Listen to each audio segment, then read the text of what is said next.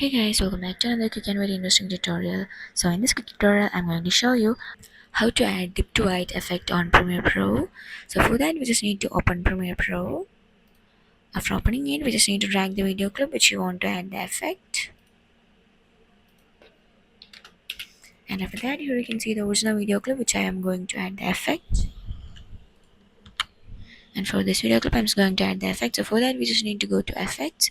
If you don't have an effect over here, then here on the top, here as a second last option, you can see window, click on that.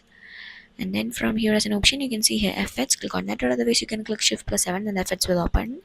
After opening the effects, here you can see a search bar over here, click on that and search for dip to white.